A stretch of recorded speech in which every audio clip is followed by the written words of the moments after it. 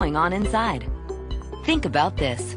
A comprehensive eye exam can be an early detector of serious health problems like high blood pressure, heart disease, stroke, and diabetes. Shouldn't you see your eye doctor yearly?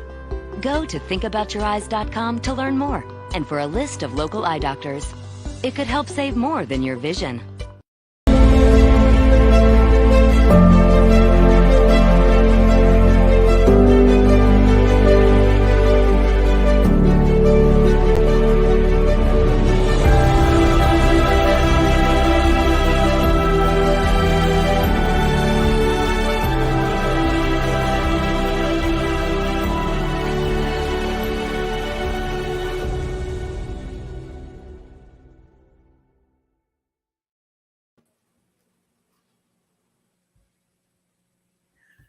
Good afternoon, everybody. Welcome to our Hello America Spotlight. Again, I have the pleasure and the privilege of having Dr. Lane Rolling with us today. He is a virologist and infectious disease expert. Now, the last two segments we've talked about is COVID over, and we talked about monkeypox and the resurgence of polio. But we're going to talk about the resurgence of some other diseases today. So thank you for joining me. I'm Michelle, and I'm the manager of public relations for the Pic TV network. Dr. Lane Rowland, thank you so much for joining me today. Well, thank you for having me again. Like, it's always a great pleasure and stuff to be able to provide information to folks. And you look super fantastic, Ms. Cox. Well, thank you. Now, we talked about the reemergence of some of the other diseases last week. We talked about monkeypox coming back from the 50s, and we also talked about polio and these 7 routes of transmission. But today, let's talk a little bit about some other things that our people need to know about that's striking us right now, the resurgence of tuberculosis and other things. Tell me some of the things that you've seen. I'm having a hard time hearing you. The volume's down on your end. Okay, because I can hear you just great.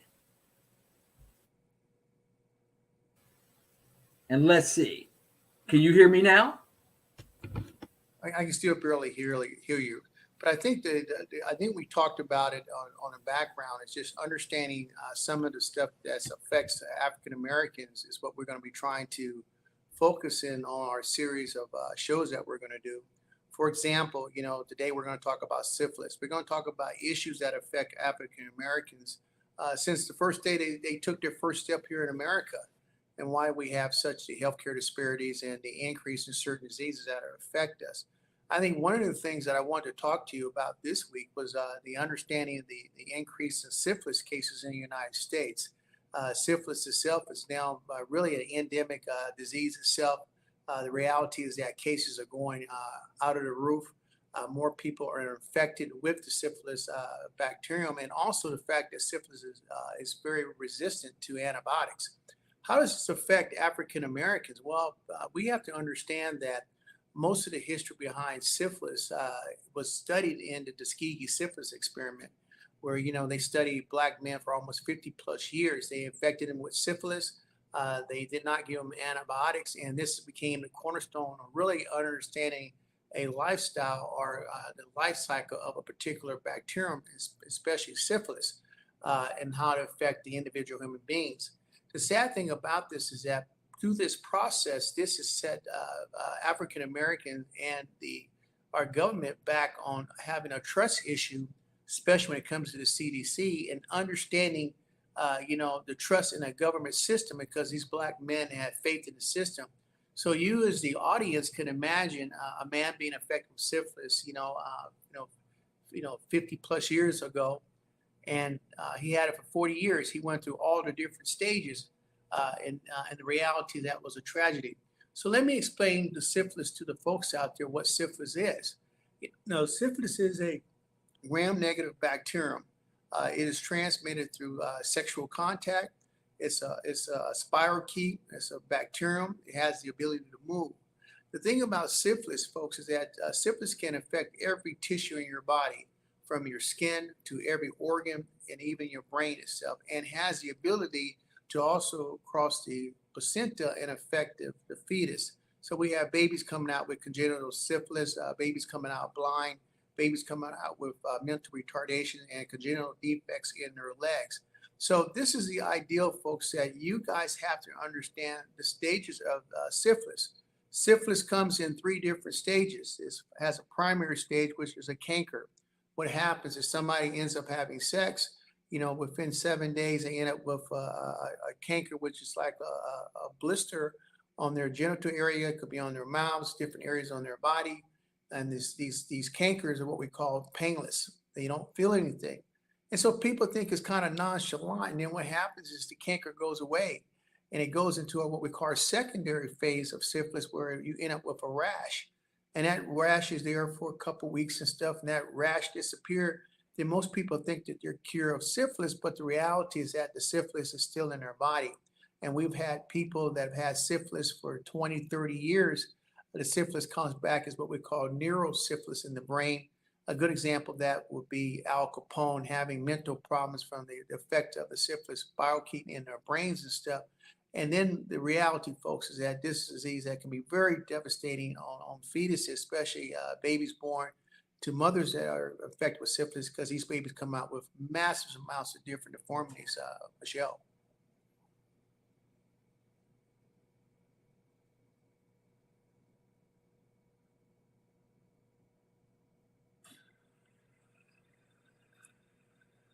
Yeah, I can barely hear you at all, and I'm just going to just kind of read your lips a little bit. The reality is that when it comes to syphilis, it can be treated. The problem that we have here in the United States is that when we correlate syphilis with also our HIV patients. Usually HIV and syphilis kind of go hand in hand. That's what we knew earlier in the stage of the AIDS crisis back in the 80s, that people in Africa that was having HIV cases were also having syphilis and stuff. And that made perfectly good sense, because the syphilis is a lesion, and that lesion could also be, expelling viruses like the HIV. So that's a big thing that we always have to realize. And if we have an increase in syphilis cases, we used to almost have a correlation to increased HIV cases also. And particularly among African Americans, that's very important, especially when it comes to our Black females, because we knew what happened in the early 80s with the HIV epidemic, where we had Black men that were having sex with Black men, or whoever they were sleeping with other men, and coming home to the Black female, boyfriend, girlfriend, fiance, and affecting these females. And these females were becoming positive HIV, and some of their babies were affected. So it's very important that the Black female needs to make sure that she understands whoever her partner is, to make sure that she's not being affected or being exposed, because syphilis and HIV can be a game changer, because once you test positive for syphilis, you're positive for syphilis antibiotic-wise, RPR-wise, the rest of your entire life. That's correct. So, Dr. Rowland, syphilis has made a comeback. We're seeing large numbers of syphilis cases. Is that correct?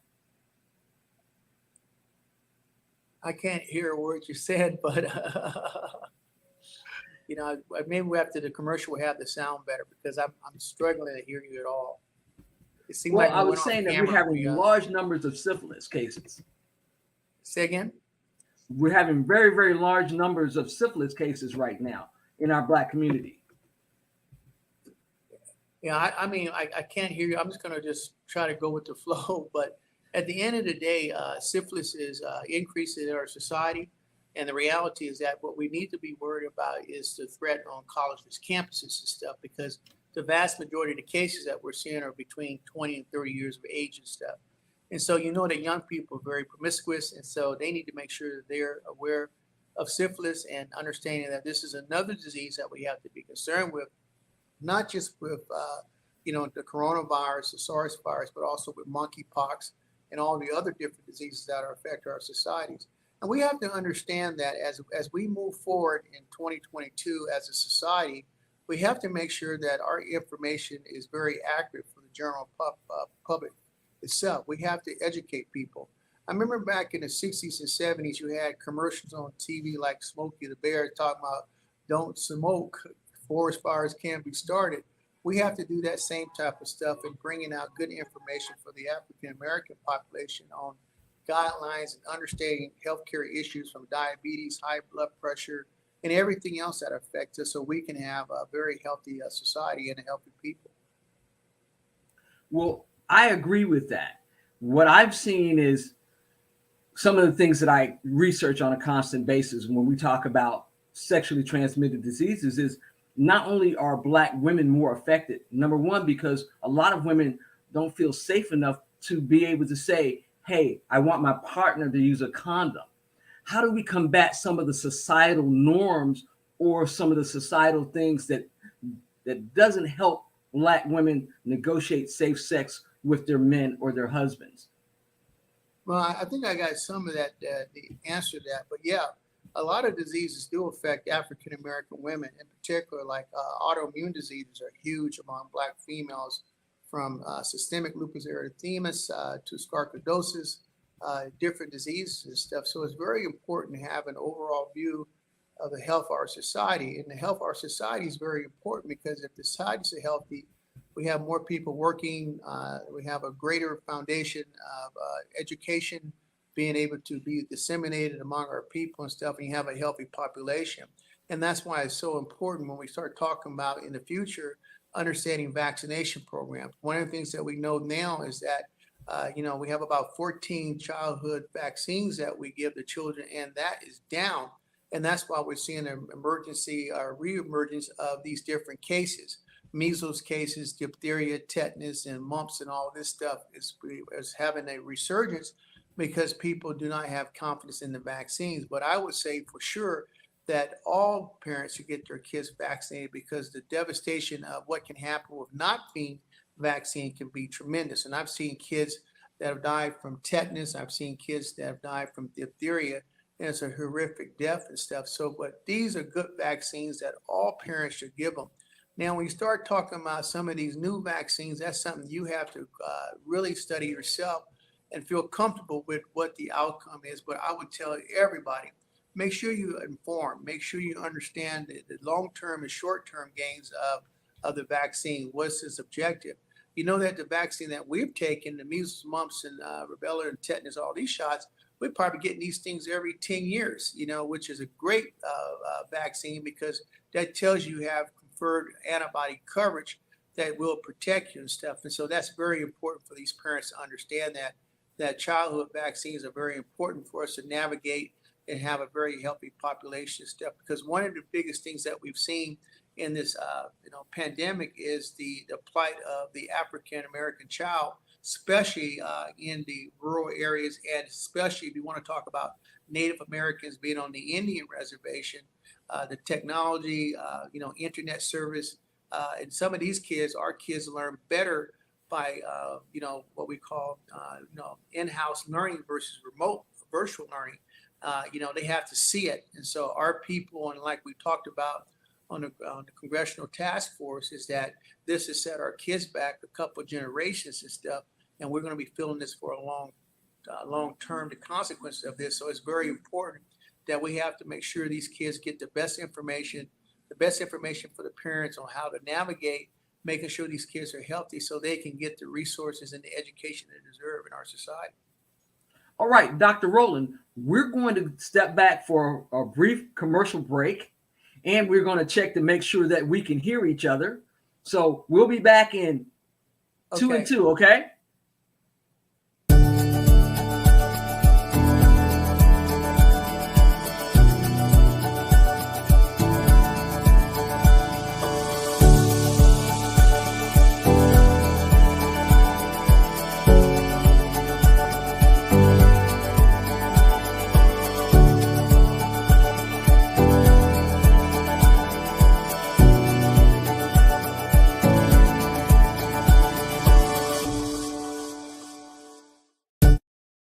Yes, you can achieve a college education right here in your own community. Harcum College's ACE program at the Deliverance Evangelistic Church offers associate degree programs that can help you land a good job and improve your quality of life.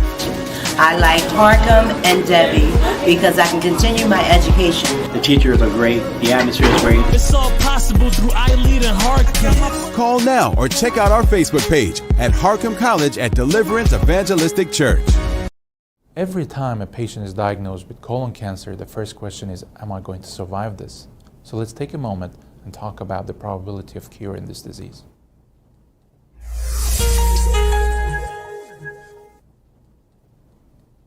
Using multimodality treatment, meaning combination of surgery with and without radiation and chemotherapy, we have significantly improved the outcomes and survival of patients with colon cancer through all the stages from 1 to 4. Unfortunately, whether a patient will be cured or not is still determined at the stage they were diagnosed with. The more advanced the tumor, the lower the likelihood of a cure. A stage 1 tumor that has not even penetrated through the wall of the colon can expect it to be cured in 93% or more percent of the time. Once the tumor starts to grow through the wall, things become more complicated because it's not only the size of the tumor at that point, but also how aggressive it is, what the different biology is. And there's a lot of research in trying to determine today the risk groups and the genetic factors that determine how aggressive a tumor is. But for now, we have to go by what we have, and this is the size of the tumor and whether lymph nodes are involved or other organs are involved. So a stage 2 tumor, which would mean a tumor through the wall but not in the lymph nodes yet, can expect to be cured in anywhere between 75 to 85% of the time.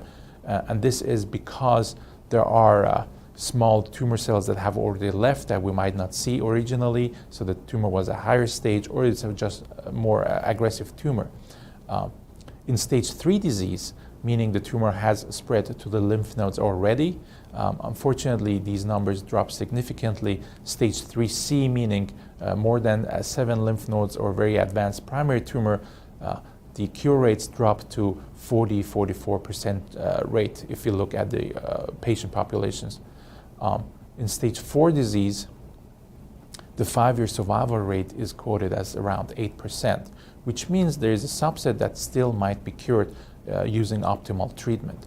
All of these numbers are historical, and we hope that in 2013, combining chemotherapy in early stage disease, we might be able to achieve better results. For an interactive tool to learn more about your colon cancer and your personalized treatment options, go to mycoloncancercoach.org.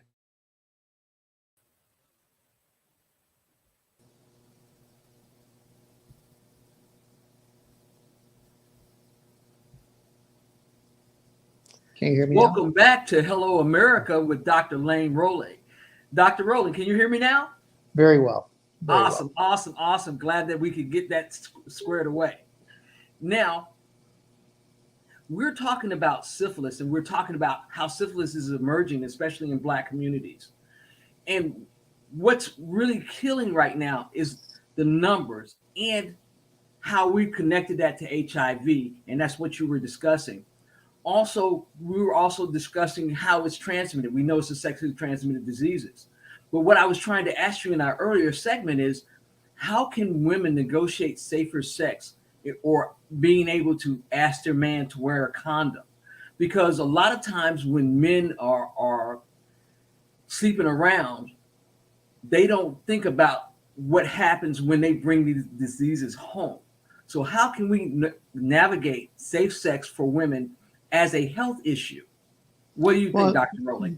Well, I mean, the reality is that at the end of the day, your health is your responsibility. And these females out there, they're having sex with these men or whoever their relationship is, they need to make sure that they're protected from their boyfriends. That's just the reality, because once you contract HIV or syphilis, it's ball game over. It's a different whole situation. And so these are the type, what I call the come to Jesus conversations, or the big mama conversation, where you need to just have that frank conversation. If we're going to be sexually intimate, I need to know what are you doing? What's your sexual status? Are you sleeping with men? Are you have multiple sexual partners? Are you using some type of protection? And if not, then we have to negotiate something for safe passage.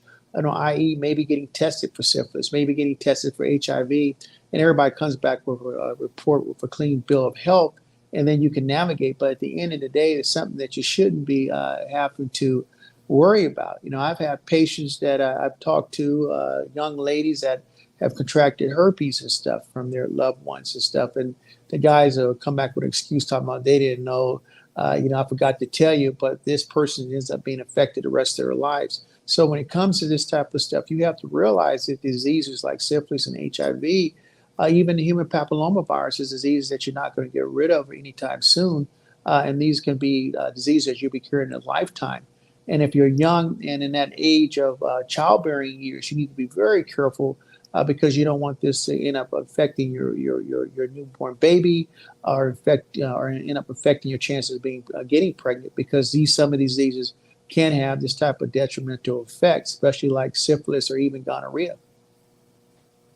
Well, I worked with the AIDS Council of Northeastern New York back in the day, and I have a brother that he passed from complications due to HIV/AIDS. Okay. So I did a lot of research on this to help my mother understand the HIV crisis. And so for me, I knew about the connection with syphilis and HIV from doing those particular studies. Mm-hmm. But there's so many, and I need you to talk to the men in particular, because a lot of times women don't feel safe, when I say safe, about asking, hey, can you use a condom? Because we've had women that have been sexually assaulted by their partners for asking them to use a condom. So what can we do to help women to become more safe? Or how can we get the message out to men to say, hey, part of the accountability measure here is making sure that you're doing the things that you need to do to keep not only the woman safe and yourself, but the community at large, and how important that is? Well, I think it goes back to the initial community itself. What type of community are you living in? What are the role models in your community? What are you doing for, to childhood development? How are you educating your kids and stuff? Are you teaching the young boys to respect women? Are you teaching the young boys some type of decency, morality, ethics and stuff? If you do that, these men should be able to carry that on into their future lives. You are a product of how you were raised when you're a child. And so at the end of the day, these men that are out there need to have accountability and responsibilities for themselves and also for their partner. If you're infected with HIV or you like having sex with men, well, keep that among yourselves. Don't bring that stuff home and infect somebody else because you are infected with the disease, because there are a lot of individuals out there that have a sadistic attitude. They want to have people suffer the same thing they're doing. And at the end of the day, that's not right.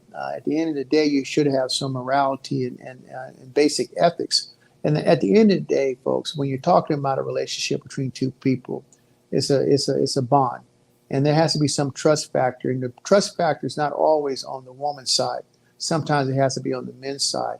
And they have to step up to the plate and stuff like that. And so men should be able to take full responsibilities of their actions. But at the end of the day, I think where we're going now in our society, just because of the amount of pressure that we're having from so many diseases, from syphilis to gonorrhea to monkeypox to even the coronavirus itself, that we're going to get to a point where people are going to have to be tested. They're going to have a report, ensuring their loved ones, hey, I'm negative for RPR for syphilis, I'm negative for gonorrhea, chlamydia, trichomonas, HIV, etc. And that is going to probably be our new norm. Even something simple like herpes can be detrimental to individual females, especially type 2 herpes. So we have to probably do much more reporting, and people don't have to have that much more frank conversation, because what we've gone through the last 3 years is a number of 1 million plus Americans have died, during the pandemic in the United States.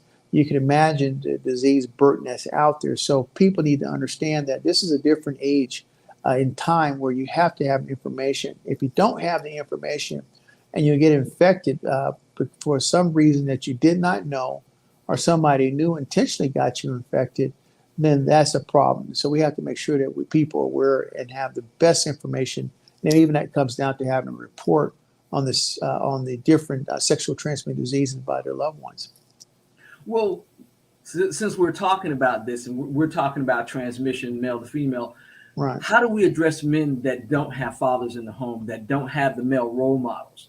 And I think you would be good for that, because as a man, it's easier for men to hear information from other men. Well, that's true too. But one of the things about Black American our society is that we have to realize that it's been a very rough 400 years, and people don't realize how important the Black females is to the nucleus of the Black family. From Big Mama, Big Grandmother, etc., keeping the family at home. And the reality is that, as a role model, my mother raised 4 of us by herself. My mother was a RN nurse back in them days, making $13 an hour, raising four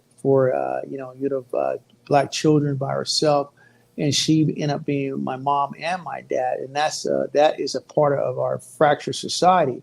Now we're in the year 2022, and I think now that we have a lot less pressure than what we had back in the civil rights day 100 years ago, 150 years ago, where men can actually be men. That's right. Men can actually be men, and they can be the nucleus of the family like they should be.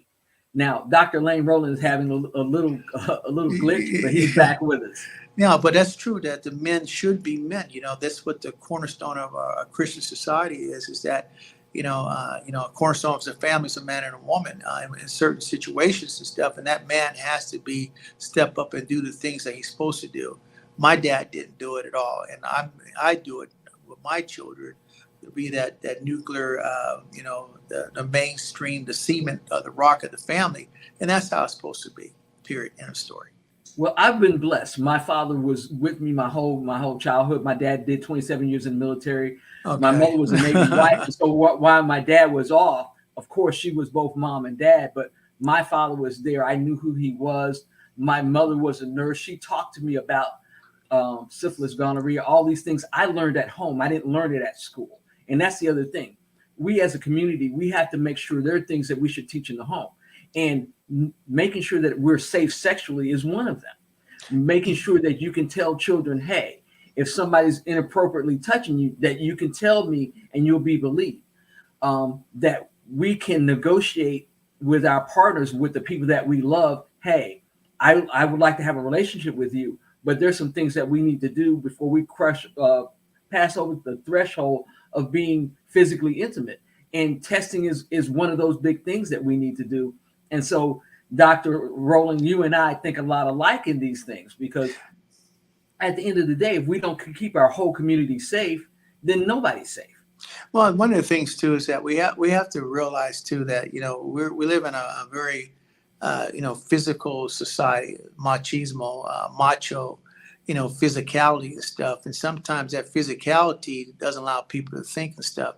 And it's not about your manhood. It's not based off your sexual manhood. Sometimes it's based off of accumulation of your whole entire life and stuff. And I think that's what happens in our society. When you look at some of the movies you see on television, the glorifying the gangbangers and the no morality, no ethics, quickly not thinking and making mistakes and stuff, and projecting an illusion in a world that doesn't exist, but on the big screen television. So we have to get back to reality, where we have to have conversations like we're doing now, these frank conversations that people haven't done in our modern society. We have to have educational programs and what we call just frank talk, just lay it out. Let's talk about syphilis, let's talk about gonorrhea, talk about what's affecting our society healthcare wise, and don't sugarcoat it, because that's the problem that we've had. And the reality at the end of the day, the reality is what it is. Are our Black kids going to school? Are they graduating more? Are they graduating less? Are we putting out more doctors? Are we putting out less doctors? Are we getting more military officers? Are we not getting more or less military officer? Because when we look at our society, this all comes back down to the basic fiber. A football player is not a role model, period, end of story. It's short term in a moment, and that's it. 20, 30 years ago, nobody ever remembers these guys. The reality is that we have to have people that are doctors and lawyers and professors and educators and stuff trained in the next generation, because education never goes away. Education is lifelong.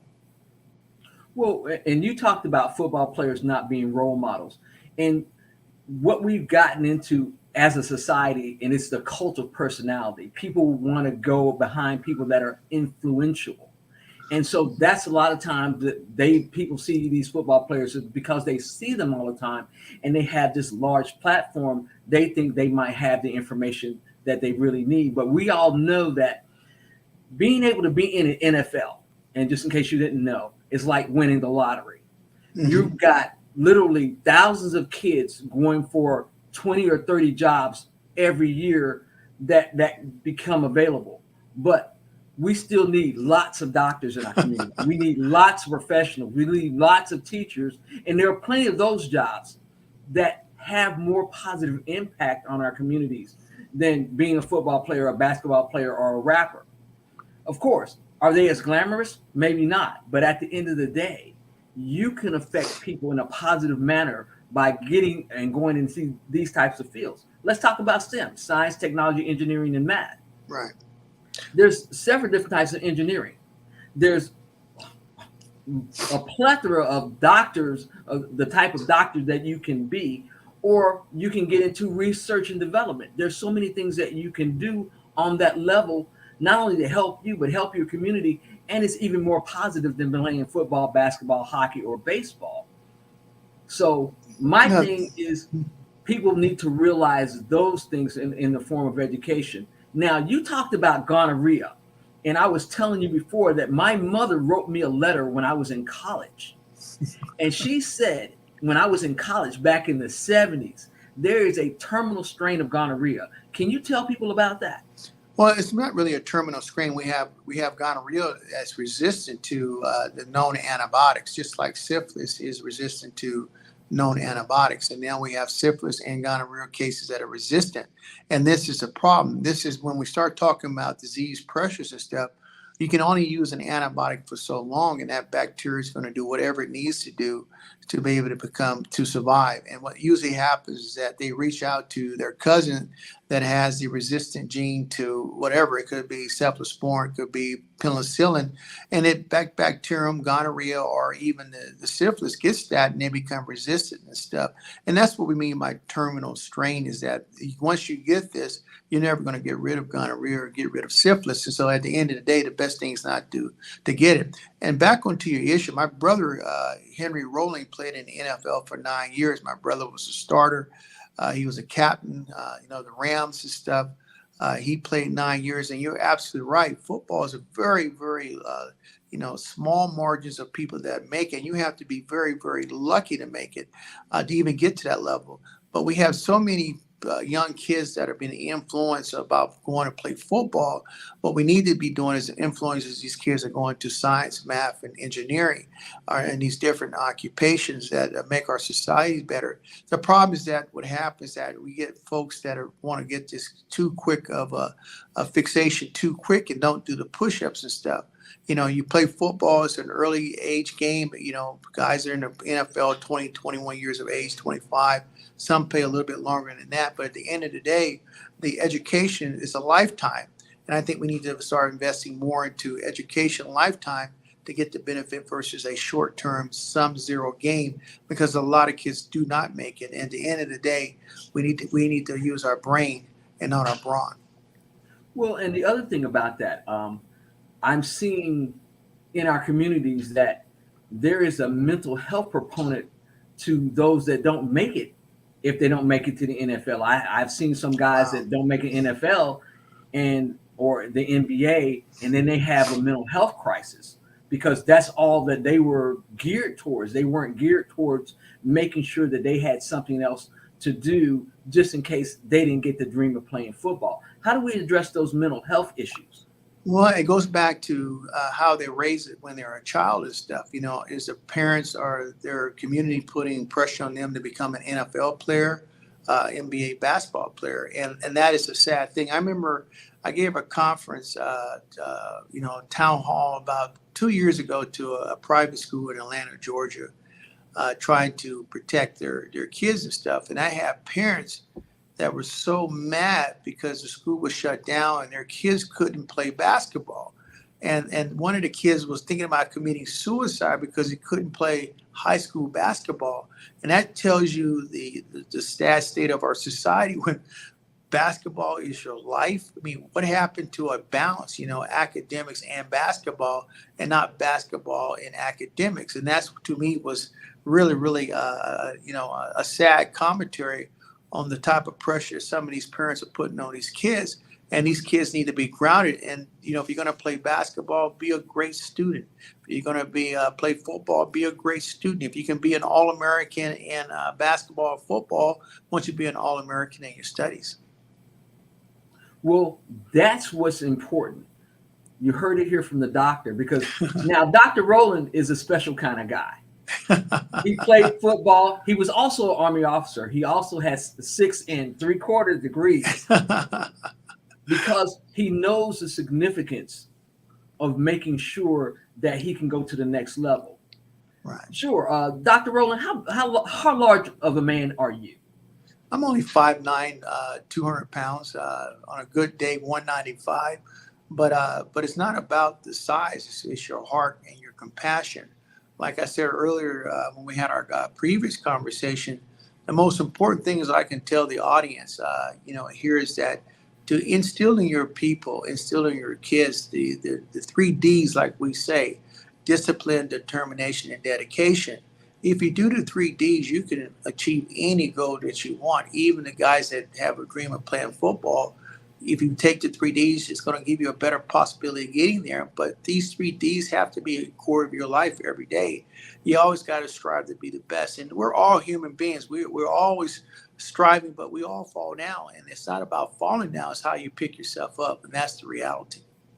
And I agree on that. We've got to go to a quick commercial, and we'll be back to close out this segment of, our health with Dr. Rowland on the Pic TV network in our Hello America Spotlight series.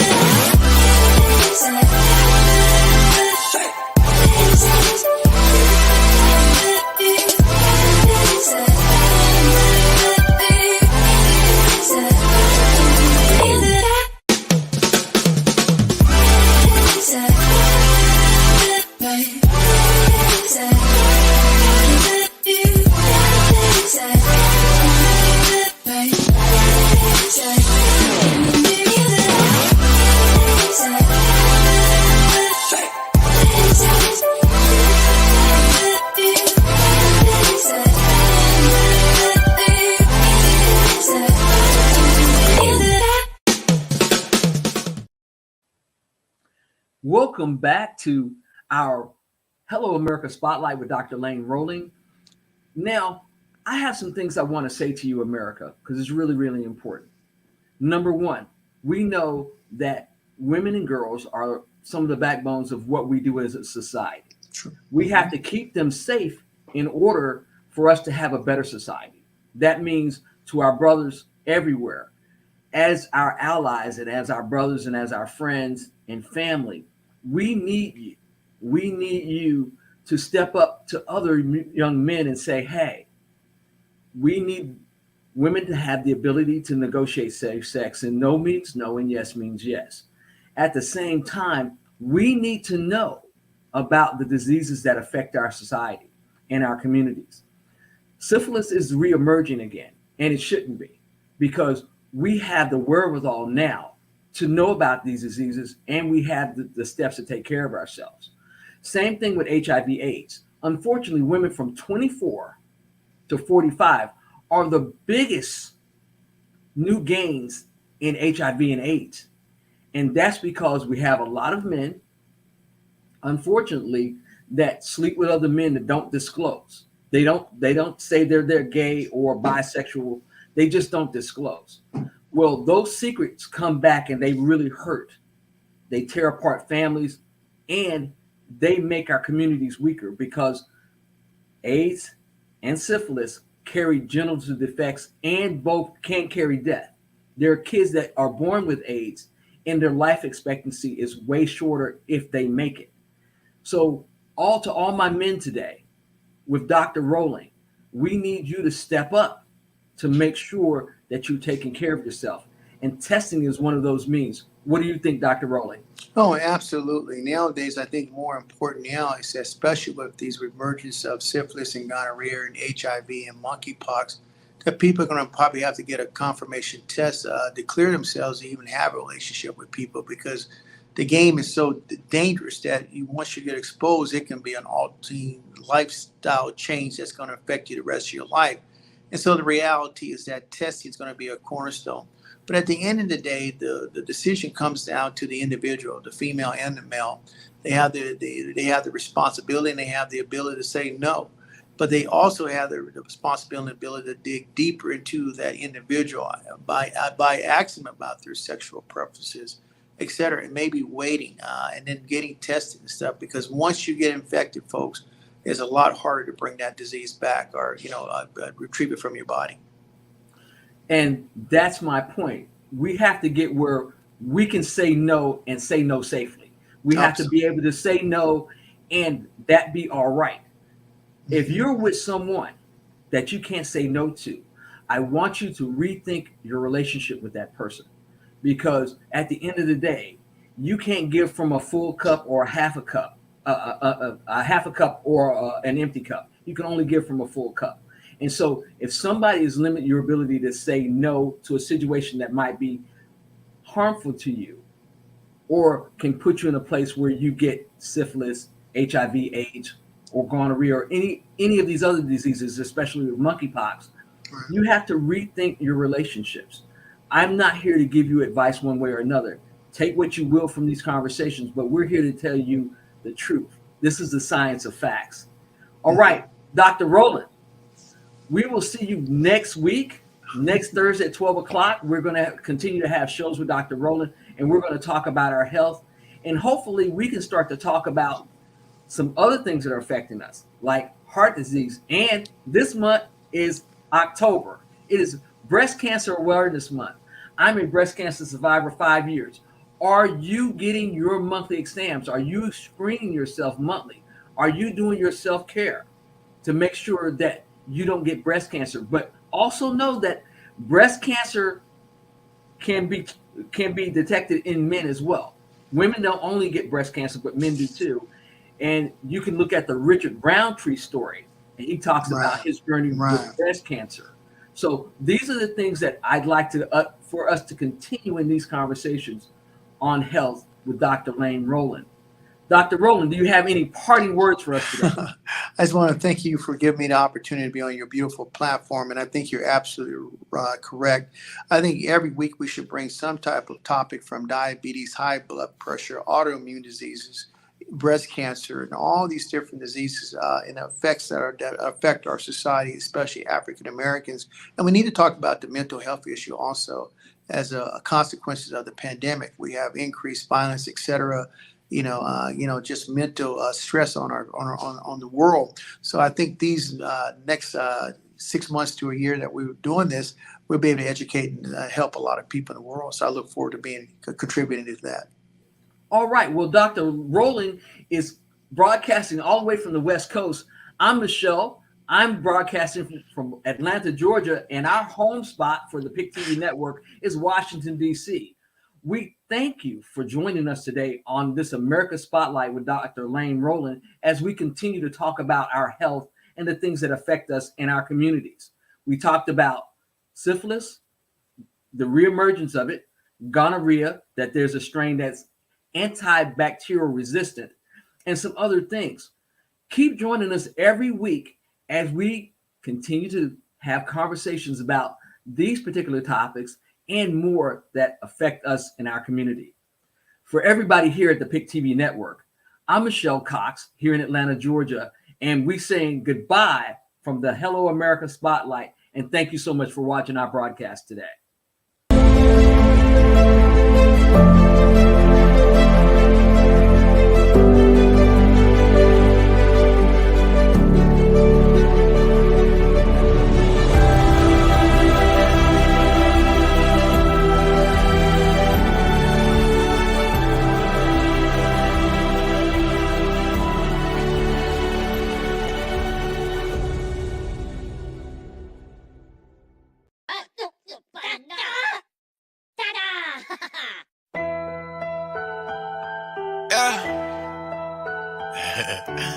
It's the biggest. You know what I'm talking about? Hey. Yeah. want the audio. She want the audio. Hey, what's up, y'all? I'm your host, Izumi, and we are reporting live from Los Angeles, California, and we are on Pic TV Network on Roku TV. And if you're not tuning in right now, you better tune in because you do not want to miss the latest and hottest indie music videos, fashion, celebrity news, interviews, and so much more for you guys that we're going to bring a home for all indie artists and all genres of music. So we are the streets. We are